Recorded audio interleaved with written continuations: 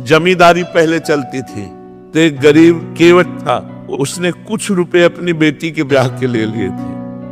तो साल 2 साल में मेहनत करके पैसा एकत्रित किया और जमींदार को दे दिया जाके। जमींदार ने वो रुपया लिया और फाइल से नाम नहीं काटा।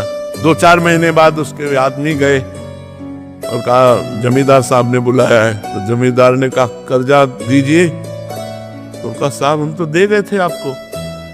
अरे बोले व्यर्थ की बात करते हो, हमारी कॉपी में वैसे लिखा अभी कटा नहीं। बोले आप अब ना काटो तो आपकी बात, वैसे तो हम दे गए थे।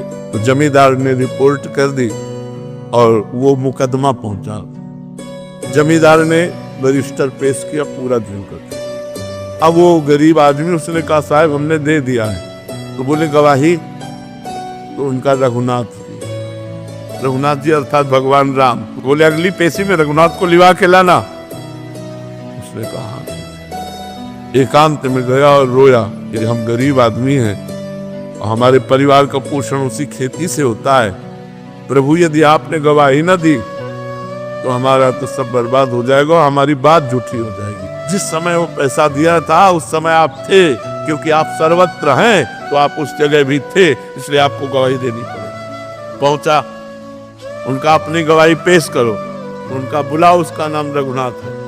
रघुनाथ हाजिर हो। लाठी टेकते हुए आए और जमींदार से कहा 100 का नोट हुआ, 200 का नोट हुआ, इतने सोने के सिक्का उस जगह तुम्हारे रखे, वो इसी के तो दिए हुए हैं, हमने देखा। उसके होश उड़ गए कि ये तो बिल्कुल। और अब जमींदार की भगवान के सामने हिम्मत नहीं, जब आंख में आंख डाल के बात की ना तो उसकी हिम्मत। बोले हाँ हाँ हाँ हाँ।